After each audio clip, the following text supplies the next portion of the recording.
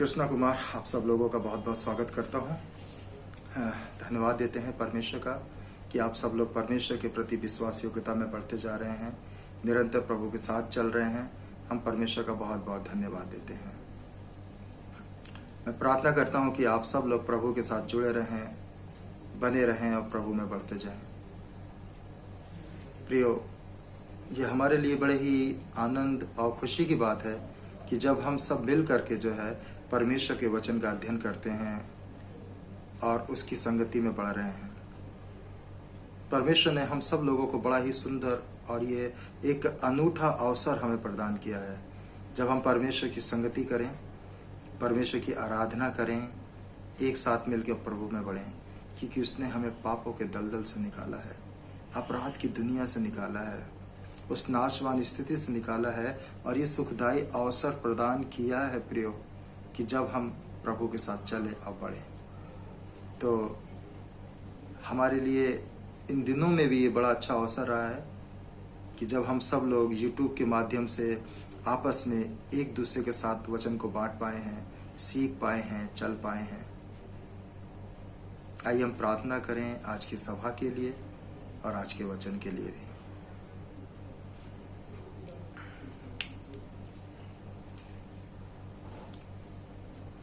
सर्वशक्तिमान पिता परमेश्वर, अनुग्रहकारी प्रभु, हम आपको धन्यवाद देते हैं पिता कि आज के वचन के द्वारा आप हमसे बातचीत करिए और अपनी बड़ी महिमा लीजिए। प्रभु जी हम सब लोग आपके साथ सीख सके, आपके साथ बढ़ सके प्रभु, क्योंकि आपका वचन है जो बातें स्वीकार करें।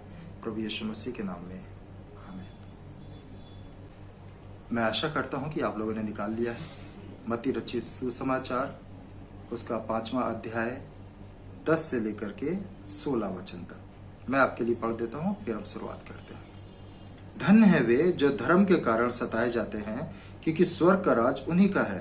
धन्य हो तुम जब मनुष्य मेरे कारण तुम्हारी निंदा करे और सताए और झूठ बोल बोलकर तुम्हारे विरोध में सब प्रकार की बुरी बातें कहें।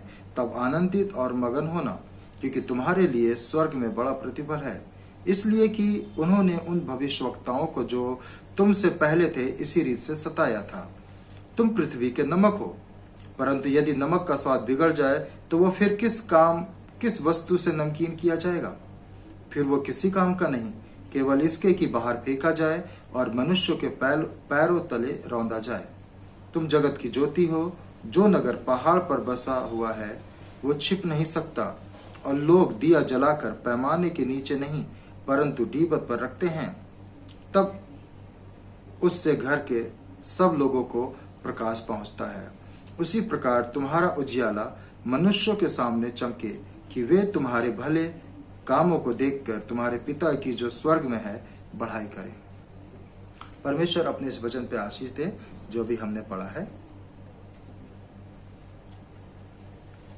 प्रभु यीशु मसीह अपने इस धन्य वचन के द्वारा सिखाते हैं और बतलाते हैं कि सच्ची धार्मिकता का जीवन, जैसे कि स्वयं के प्रति हमारा अच्छा व्यवहार, उसके बाद हमने देखा हमारे पापों के प्रति हमारा व्यवहार और प्रभु के प्रति हमारा व्यवहार। ये काम जो है हम बिना अपनी सामर्थ्य के द्वारा नहीं कर सकते हैं प्रियो, अपनी ताकत के द्वारा नहीं कर सकते हैं। इसके लिए हमें पवित्र आत्मा की सामर्थ्य चाहिए, पवित्र आत्मा चाहिए, क्योंकि पवित्र आत्मा ही है जो हमको इन कामों को करने में हमारी मदद करता है, हमारी सहायता करता है, हमको यहाँ से निकालता है। पवित्र आत्मा की सहायता से तुम बढ़ सकते हो और वो हमें दिया गया है। और इसलिए प्रभु कहते हैं कि पवित्र आत्मा की सामर्थ्य को पाओ और उस पवित्र आत्मा की सामर्थ्य में बढ़ते हुए इन कार्यों को करो। और सच्ची धार्मिकता क्या है, इस बात को जानते जाओ। हमने देखा कि पवित्र आत्मा जो है हमें दीन बनाता है, पवित्र आत्मा जो है हमें शोक करना सिखाता है, अपने पापों के लिए नम्र बनना सिखाता है और परमेश्वर के वचन के प्रति भूख और प्यास को दर्शाता है। हमने देखा भाग 3 में कि दयावंत बनो जैसे तुम्हारा पिता दयावंत है। दया के कार्यों को करो, अपने हृदय को और मन को शुद्ध करो और मेल मिलाप करने के द्वारा परमेश्वर की संतान बनो। और अब हम बढ़ रहे हैं आगे आज भाग 4 के अंदर में, जिसके अंदर में हम देखेंगे कि संसार के प्रति हमारा व्यवहार कैसा हो। कि धन्य हो जो धर्म के कारण सताए जाते हैं, क्योंकि स्वर्ग का राज उन्हीं का है। 3 पद के अंदर में भी जो मन के दीन है, स्वर्ग का राज उन्हीं का है, और जो सताए जाते हैं उनके लिए भी यही बात लिखी है कि स्वर्ग का राज तुम्हारा है। धर्म के कारण सताए जाने की जो ब्लेसिंग्स यहां बताई जा रही है वो है स्वर्ग का राज्य तुम्हारा है। स्वर्ग राज में तुम प्रवेश करोगे, तुम उसमें पढ़ोगे। परमेश्वर की आज्ञा पालन करना संसार के लोगों को पसंद नहीं है, ये सत्य है, ये बाइबल बतलाती है। जब तुम धर्म के मार्ग पे चलोगे तो सताव आएंगे, और ये 3 प्रकार के सताव हैं जो यहाँ पे दिए गए हैं, जिसके बारे में हम लोग ध्यान करेंगे। पहले बता रहे हैं कि संसार जो है हमसे घृणा करेगा। जब तुम परमेश्वर पिता के मार्ग पे चलोगे, उसके कार्यों को करोगे पवित्र आत्मा के द्वारा, पवित्र आत्मा से जब तुम बढ़ोगे तो संसार जो है तुमको जो है ग्रहण नहीं करेगा। संसार तुमको ग्रहण नहीं करेगा। आइए एक पद हम पढ़ते हैं, लिखा हुआ है यहाँ पे, यूहन्ना उसके 15 अध्याय और 18 और 19 पद में इस प्रकार से लिखा हुआ है प्रियो यहाँ पे, कि यदि संसार तुमसे बैर रखता है तो तुम जानते हो कि उसने तुमसे पहले मुझसे बैर रखा। यदि तुम संसार के होते तो संसार अपनों से प्रेम रखता, परंतु इस कारण कि तुम संसार के नहीं वरन मैंने तुम्हें संसार में से चुन लिया है, इसीलिए संसार तुमसे बैर रखता है।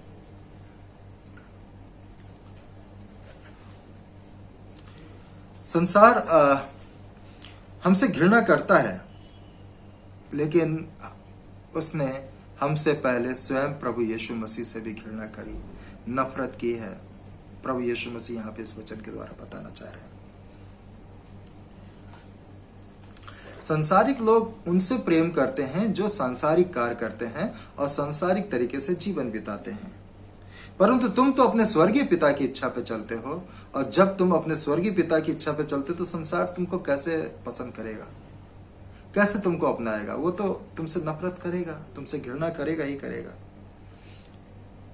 क्योंकि उसने जब तुम्हारे स्वर्गीय पिता पुत्र यीशु मसीह से घृणा करी है तो तुमसे भी करेगा।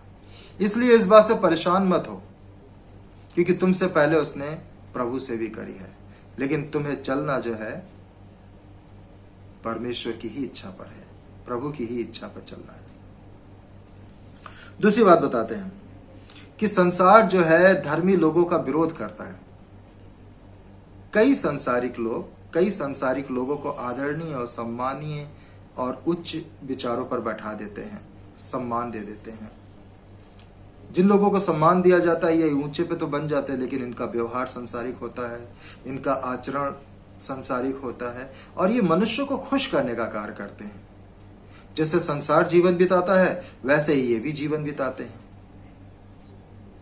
और ये संसार को खुश करने के लिए सारे काम करते रहते हैं। संसारिक लोगों को बढ़ाने के लिए उन्हीं के जैसे काम करते हैं, ताकि ये लोगों का आदर पाएं और सम्मान से ऊंचे पर बैठे रहें।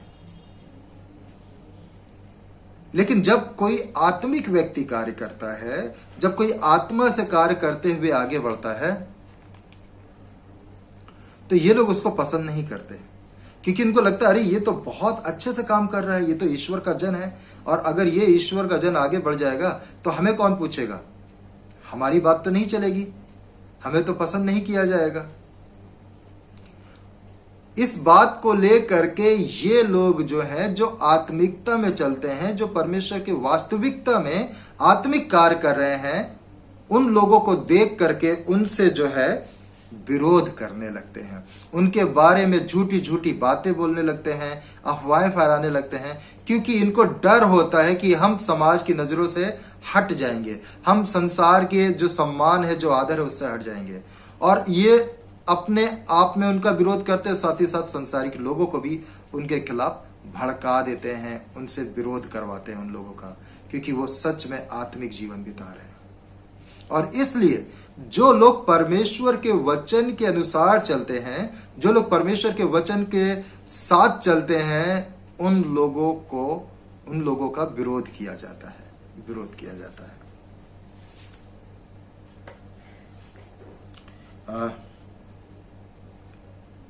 एक पद पढ़ लेते हैं हम, यूहन्ना उसका 3 अध्याय 20 पद। तो यहां पे इस प्रकार से लिखा है, क्योंकि जो कोई बुराई करता है वो ज्योति से बैर रखता है और ज्योति के निकट नहीं आता, ऐसा ना हो कि उसके कामों पर दोष लगाए जाए। वो बैर करता है, वो पास में नहीं आता है, वो दूर ही दूर से रह करके दोष लगाता है, क्योंकि उसको पता है कि अगर मैं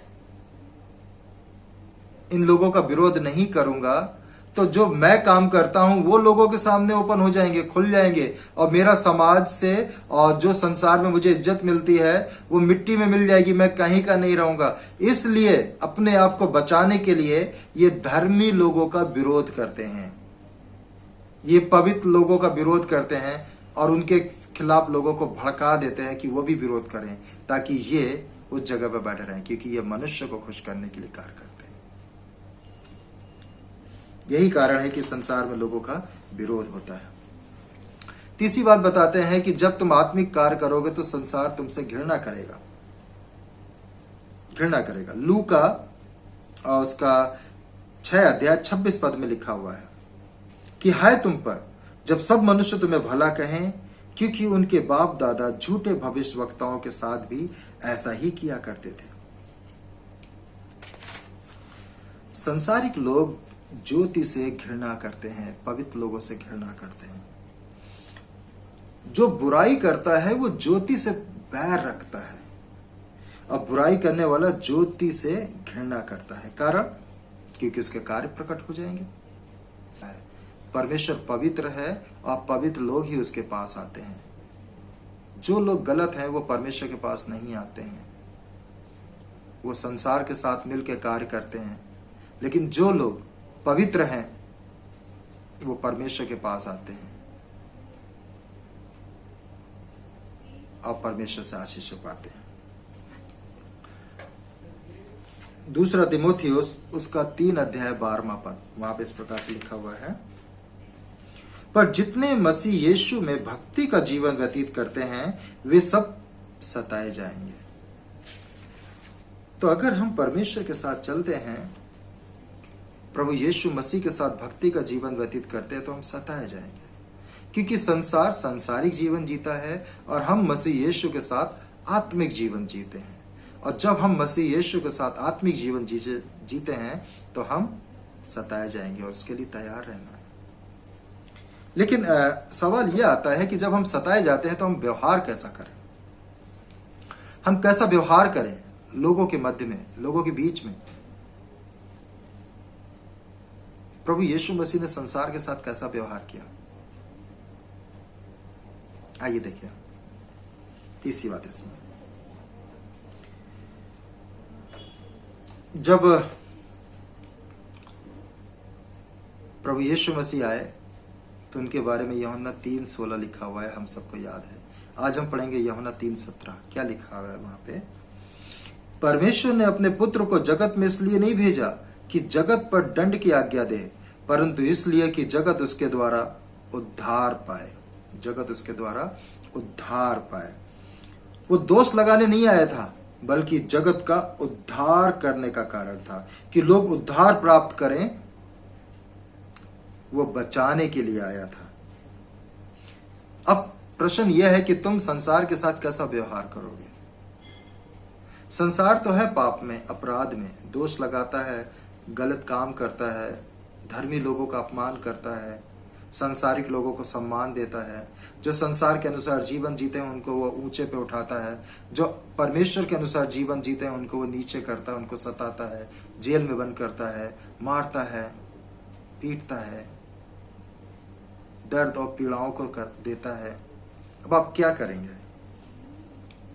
यीशु मसीह ने क्या किया?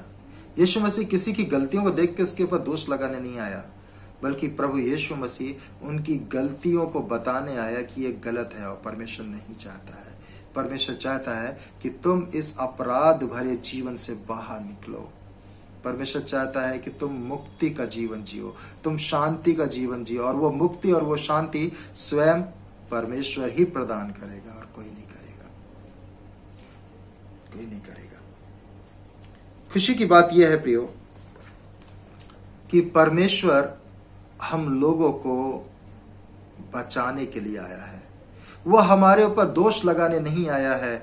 वह हमारे ऊपर इस बात को बताने नहीं आया कि तुम्हारे अंदर कितनी गलतियां हैं, तुम्हारे पाप कैसे हैं, बल्कि वो तुम्हें क्षमा करने आया है, तुम्हें बचाने आया है, तुम्हें अपने साथ मिला के परमेश्वर के साथ मेल कराने के लिए आया है। और इसलिए यीशु मसीह यहाँ पे अपने चेलों को बताते हैं कि तुम्हारा व्यवहार भी ऐसा ही हो, कि जब वो तुम्हें सताएंगे, तुम्हें ताड़ना देंगे, तो तुम उसको सह लो और सहने के बाद उन लोगों को बचाने का प्रयास करो, उन लोगों को बचाने का प्रयास करो। तब स्वर्ग का राज्य तुम्हारा है, तब स्वर्ग का राज्य तुम्हारा है। परमेश्वर को सम्मान देने के लिए अपने जीवन को व्यतीत करें। परमेश्वर के कार्यों को अपने जीवन में लगातार व्यतीत करने के लिए और उसको कार्य में लाने के लिए अपने जीवन को व्यतीत करें। और परमेश्वर के कार्यों को करते हुए अगर दुख उठाना पड़े तो उसके लिए तैयार रहें, तैयार रहें। आइए हम अगले पद को देखें, क्या बोलते हैं प्रभु यीशु मसीह। हम लोग बढ़ते हैं दूसरी बात की तरफ। और दूसरी बात जो यहाँ पे इस खंड के अंदर में प्रभु यीशु मसीह बतलाते हैं, वो बतलाते हैं, खुशहाल हो जब मनुष्य मेरे कारण तुम्हारी निंदा करे और सताए।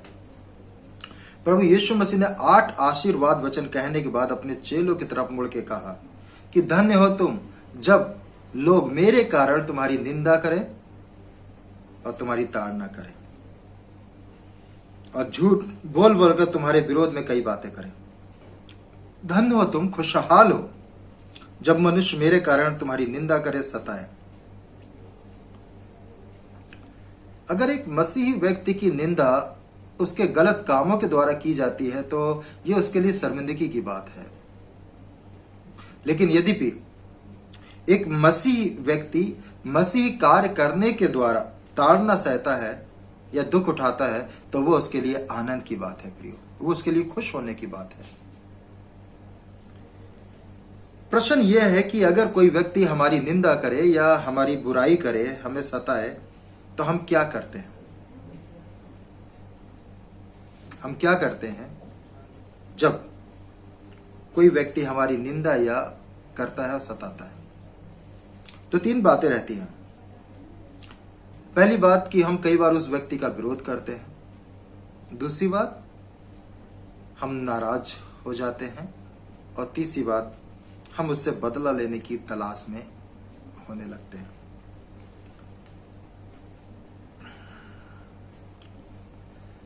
प्रभु यीशु मसीह कहते हैं कि ऐसा नहीं करना चाहिए। जब आप किसी से बदला लेने की तलाश करते रहते हैं या किसी की बात को छिपा लेते हैं तो ये सारी बातें आपके मन में चली जाती हैं। और जब वो मन में चली जाती है तो मन के अंदर का जो है हमारे नफरत आ जाती है, क्रोध आ जाती है और गलत गलत विचार और गलत गलत योजनाएं आ जाती हैं। और इन सारी चीजों के कारण क्या होता है कि हमारा मन भली चीजों में नहीं लगता है, हम निराश हो जाते हैं, हम निरुत्साहित हो जाते हैं और हम दुखी रहने लगते हैं, हम चिंतित रहने लगते हैं। प्रभु यीशु मसीह कहते हैं कि ये गलत है, ये अच्छी बात नहीं है।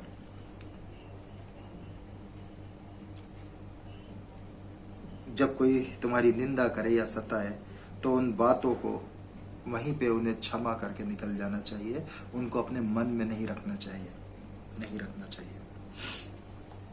लेकिन यदि मसीही जीवन जीने के कारण हमारी ताड़ना होती है, हमें सताया जाता है, तो हमें क्या करना चाहिए, कैसे करना चाहिए? तो आप इस बात को ध्यान करें कि जब आप मसीह कार्य करते हैं और मसीह कार्य करने के द्वारा आपके ऊपर सताव आता है, आपको ताड़ना दी जाती है, तो ये जान लीजिए कि आपकी गिनती जो है अब चेलों के साथ होने लगी है। प्रभु यीशु मसीह के उन 12 चेलों के साथ होने लगी है जो प्रभु यीशु मसीह के कार्यों को करने के द्वारा सताए जाते थे। आइए हम एक पद पढ़ते हैं, प्रेरितों के काम उसका 5 अध्याय 40 से 41 पद। वहां पे लिखा हुआ है, तब उन्होंने उसकी बात मान ली और प्रेरितों को बुलवा के पिटवाया और ये आदेश दिया देकर छोड़ दिया कि यीशु के नाम से फिर कोई बात ना करना। वो इस बात से आनंदित होकर महासभा से चले गए कि हम उसके नाम के लिए अपमानित होने के योग्य तो ठहरे। चेले इस बात के लिए खुश थे कि हम यीशु मसीह का प्रचार करते हैं, हम यीशु मसीह के लिए कार्य करते हैं, हम लोगों को ज्योति का मार्ग दिखा रहे हैं, तो अगर इसके लिए हमें अपमानित होना पड़ा तो ये हमारे लिए गर्व की बात है, खुशी की बात है। यानी कि हमारा संबंध अब चेलों के साथ जुड़ने लगा है, हमारा संबंध पुराने भविष्यवक्ताओं के साथ जुड़ने लगा है, क्योंकि उन्होंने भविष्यवक्ताओं का भी इसी तरह निरादर किया था।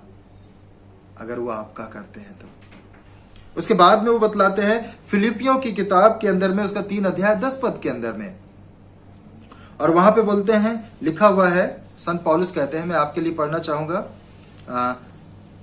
ताकि मैं उसको और उसके मृत्युंजय की सामर्थ को जानूं और उसके साथ दुखों में सहभागी होने के मर्म को जानूं और उसकी मृत्यु की समानता को प्राप्त कर लूं। यानी कि अब हम जो हैं मसीह के दुखों के अंदर उसकी समानता के रूप में शामिल होने लगे हैं।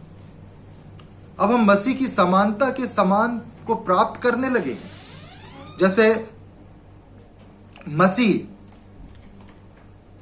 ने दुख उठाया परमेश्वर की आज्ञा का पालन करते हुए, उसी प्रकार अब हम भी जो है दुख उठाने लगे हैं मसीह की आज्ञा का पालन करते हुए। और यहां प्रभु यीशु मसीह कह रहे हैं, खुशहाल हो तुम, धन्य हो तुम, जब मनुष्य तुम्हारी निंदा करता है और तुम्हें सताता है, तो इसलिए दुखी मत हो। आनंद को समझना है प्रियो कि वास्तविकता में आनंद क्या है, किस आनंद की बात करी जा रही है यहां पे, वो कौन सा आनंद है जो प्रभु हमें देता है।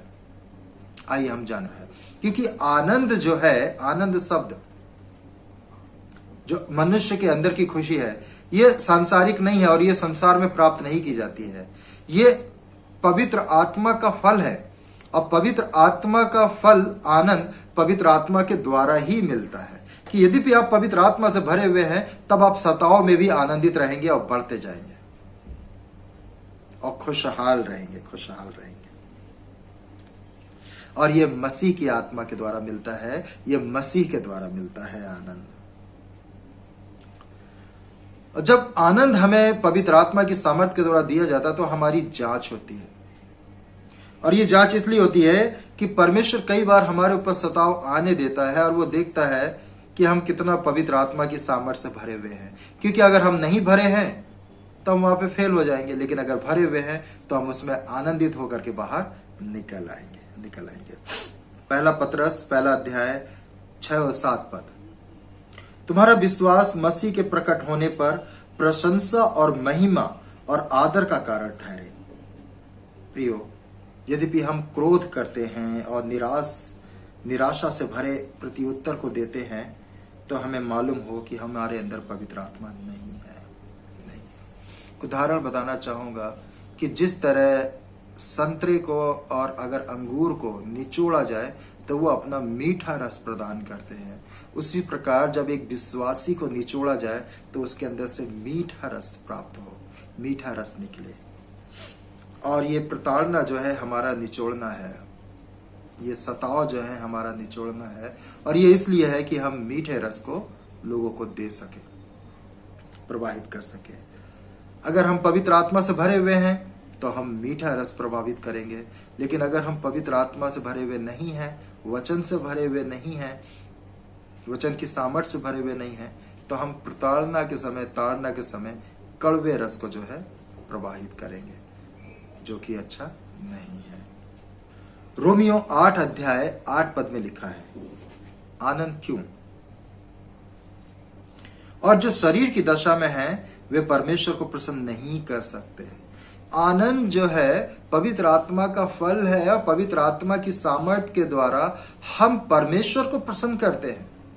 हम उन कार्यों को करते हैं जो परमेश्वर ने हमारे लिए रखे हुए हैं। अगर हम शारीरिक दशा में हैं तो हम पवित्र आत्मा से नहीं भरे हैं, और हमारे कार्य या हमारे शब्द या हमारी बातचीत जो है परमेश्वर को प्रसन्न नहीं कर सकती है प्रियो, बिल्कुल नहीं कर सकती है। इसलिए हम शारीरिक दशा में परमेश्वर को प्रसन्न नहीं कर सकते हैं। और तब दूसरा कुरिन्थियों 4:17 वहां पे लिखा है, क्योंकि हमारा पल भर का हल्का सा कलेश हमारे लिए बहुत ही महत्वपूर्ण और अनंत महिमा उत्पन्न करता जाता है।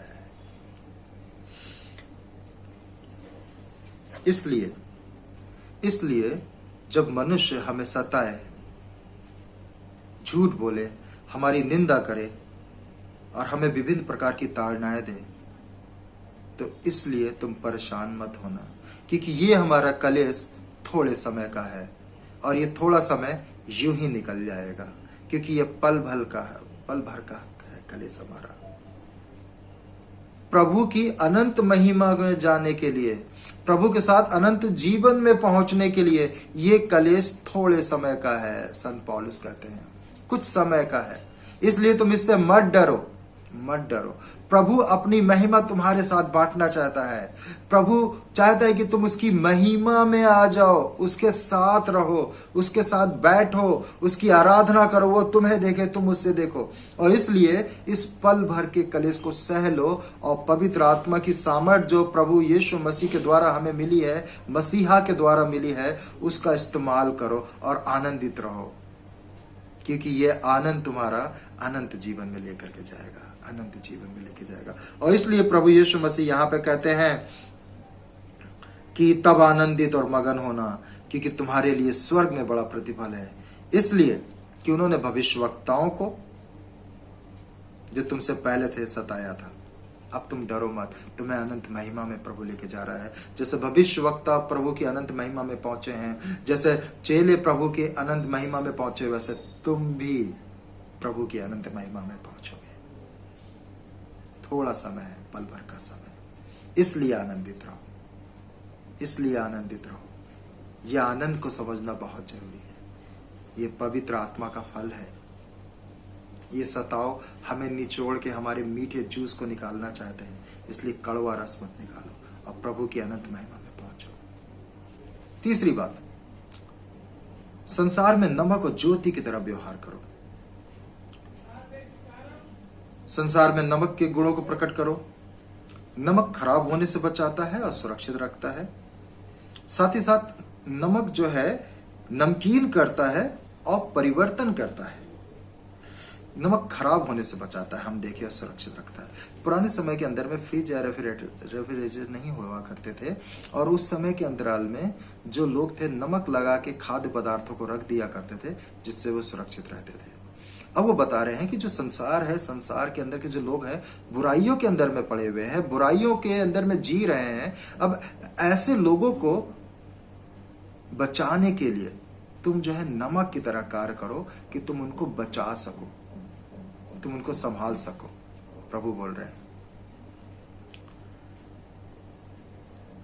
परमेश्वर ने मनुष्य को बचाने के लिए भविष्यवक्ताओं को भेजा, अपने चेलों को यीशु मसीह ने भेजा, और वो नमक की तरह थे जो लोगों के जीवनों को बचा रहे थे, सुरक्षा दे रहे थे। जिन लोगों ने उनकी बातों पे ध्यान दिया वो पवित्र हुए, शुद्ध हुए, और उनमें से हम भी हैं एक जो हम बचाए गए। लेकिन जिन लोगों ने उनकी बातों पे ध्यान नहीं दिया वो नाशवान स्थिति में चले गए। और आज भी संसार में बहुत सारे लोग हैं, उनके लिए तुम नमक का कार्य करो, नमक का कार्य करो, उनको खराब होने से बचाओ, उनको सुरक्षित रखो। दूसरी बात बताते हैं, नमक नमकीन करता है और परिवर्तन करता है। नमक थोड़ी सी मात्रा में अधिक पानी को नमकीन कर देता है, और नमक थोड़ी सी मात्रा में जो है असरदार होता है। जिस प्रकार नमक परिवर्तन कर देता है, नमकीन बना देता है, उसी प्रकार तुम भी थोड़ी सी मात्रा में लोगों को परिवर्तन कर दो, नमकीन कर दो। वो बेस्वाद के हैं, तुम उनको नमकीन बना दो।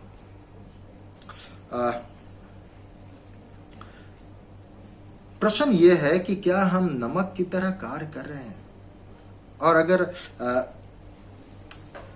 हम नमक की तरह कार्य नहीं कर रहे हैं तो यहां पे लिखा है कि फिर वो नमक किसी कार्य का नहीं है, वो पैरों के तले रौंदा जाएगा, ठुकराया जाएगा। नमक जहां जाता है, जिसमें डाला जाता है, अगर आप देखें तो नमक जो है खाने के स्वाद को बढ़ा देता है। लेकिन जब वो जाता है तो खाना, अन्य चीजों का स्वाद बढ़ जाता है, लेकिन उसका अस्तित्व नहीं रहता है, वो नहीं दिखता है। इसी तरह वो बता रहे हैं कि तुम नमकीन करो। नमक जो है प्रभावकारी होता है, वो स्वाद लाता है। वो इस प्रकार का उसका प्रभाव है कि वह अपने में अपना स्वाद दूसरों में छोड़ जाता है, दूसरी चीजों में अपना स्वाद छोड़ जाता है, और वो दूसरी चीजें जो है स्वादिष्ट हो जाती है। वो छोटा बन जाता है, वो छिप जाता है, लेकिन दूसरों को आगे करके बड़ा बना देता है, अच्छा बना देता है। वो बोले तुम इस तरीके का स्वभाव रखो संसार के बीच में। संसार तुम्हारी निंदा कर रहा है, माफ कर दो। संसार तुम्हें सता रहा है, तुम आनंदित रहो, लेकिन तुम अपना स्वाद बिखेरते जाओ, तुम नमकीन बनाते जाओ, तुम स्वादिष्ट बनाते जाओ, और अपने आप को छोटा करो।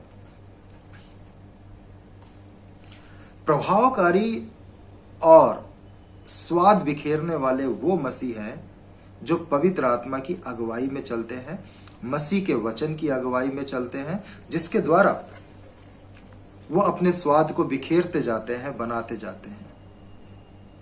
लेकिन कुछ लोग हैं जो पवित्र आत्मा की अगुवाई में नहीं चलते हैं, जो वचन की भी अगुवाई में नहीं चलते हैं, और वो मसीह के नाम का तिरस्कार करते हैं। वो मनुष्यों के पैरों तले रौंदे जाते हैं। संसार में उनकी कोई भी इज्जत नहीं करता। वे संसार में ठुकराए जाते हैं, मसीहों में भी ठुकराए जाते हैं वे, और परमेश्वर के द्वारा भी ठोकर खाते हैं। अपने जीवन में नमक का प्रभाव बनाए और नमक वाला जीवन जिए। वो बता रहे हैं कि तुम नमक का जीवन जियो। एक और बात इसके अंदर में दूसरी बताते हैं कि ज्योति के गुणों को प्रकट करो। तुम ज्योति हो, और ये दोनों विशेष नाम दिए हैं मसीहों को कि तुम पहली बात नमक हो, नमक की तरह स्वाद बिखेरो अपना, और ज्योति हो। तुम ज्योति के बारे में बता रहे हैं। यीशु मसीह बोलते हैं कि तुम नमक ही नहीं बल्कि ज्योति के समान भी हो।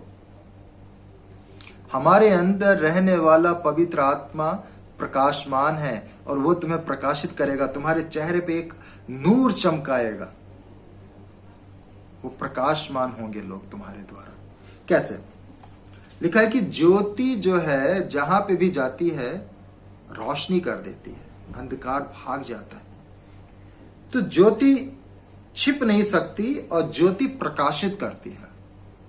तुम छिप नहीं सकते, तुम जहां जाओगे वहां पे लोगों को प्रकाशित करोगे। यूहन्ना उसका 8 अध्याय 12वें पद में प्रभु यीशु मसीह ने कहा, जगत की ज्योति मैं हूं, और जो मेरे पीछे हो लेगा वो अंधकार में ना चलेगा परंतु जीवन की ज्योति पाएगा। प्रभु यीशु मसीह ने कहा संसार में अंधकार है, पाप है, झूठ है, फरेब है, बेईमानियां हैं, और इस प्रकार के अत्यधिक पाप है संसार के अंदर में भरे हुए हैं। संसार परमेश्वर की आज्ञा का उल्लंघन कर रहा है, परमेश्वर की आज्ञा को सुन नहीं रहा है, उसको ग्रहण नहीं कर रहा, उसमें बढ़ नहीं रहा है। वो बोलते तो हैं कि हम ईश्वर की आराधना करते हैं, लेकिन वो ईश्वर के साथ नहीं चल पा रहे हैं, ईश्वर के जैसे कार्यों को नहीं कर रहे हैं। तब परमेश्वर ने हम लोगों को चुना है और हमें निकाला है कि तुम अब संसार में जाओ और एक अच्छा व्यवहार करो, लोगों के सम्मुख परमेश्वर वाला स्वभाव दिखाओ, और उनको अंधकार से निकाल के ज्योति में लाओ, ज्योति में लाओ। यीशु मसीह यहाँ पे बता रहे कि तुम संसार के साथ कैसा व्यवहार करो। जब तुम्हारी निंदा की जाती है तो तुम यीशु का व्यवहार करो, क्योंकि वो स्वर्गीय पिता को पसंद है। जब तुम्हारी ताड़ना की जाती है तो तुम आनंदित हो, ये जानते हुए कि तुम्हारे लिए स्वर्ग में बड़ा प्रतिफल है। और जब तुम संसार में रहते हो तो ये जानते हुए तुम्हें चलना है कि मुझे परमेश्वर के प्रकाश को प्रकट करना है, परमेश्वर के स्वाद को बिखेरना है। इस वचन के द्वारा प्रभु आप सब लोगों को बहुत आशीष दे, और आप प्रभु में सच्ची धार्मिकता को जानते हुए उसमें बढ़ते जाएं और आशीषों को पाएं। परमेश्वर आपके साथ हो। आइए हम प्रार्थना करें। परमपिता परमेश्वर, हम आपको धन्यवाद देते हैं। इस वचन के द्वारा आप हमारे जीवन में कार्य करें। पवित्र आत्मा जी, आप कार्य करें कि हम पवित्र आत्मा से भर जाएं और हम वो जीवन को जिए जो आप चाहते हैं पिता। हम कोई भी ऐसा कार्य ना करें, ऐसी बातें ना करें जिससे आपको दुख हो, बल्कि परमपिता परमेश्वर हम सच्चाई से, ईमानदारी से आपके साथ चलते जाएं और बढ़ते जाएं और आपको प्रसन्न करने वाले बने, आपको सम्मान देने वाले, आपको महिमा देने वाले बने और आपके नाम को ऊंचा उठाने वाले बने। पवित्र आत्मा, आप हम सब की अगुवाई करें, हमारे अंदर हमें तृप्त करें, ताकि हम आपके पवित्र आत्मा के सामर्थ्य से और आपके फलों से तृप्त हों और इस संसार में ज्योति और नमक के समान जीते हुए आगे बढ़ें और सच्ची धार्मिकता को पहचानें और एक अच्छा व्यवहार करें समस्त लोगों के साथ। हर एक को आप आशीष दीजिए, हर एक सुनने वाले कानों को आप आशीष कीजिए। प्रार्थना यीशु मसीह के नाम में करते हैं, आमीन। आप सब लोगों को जय मसीह की। प्रभु आप सब लोगों को बहुत आशीष दे।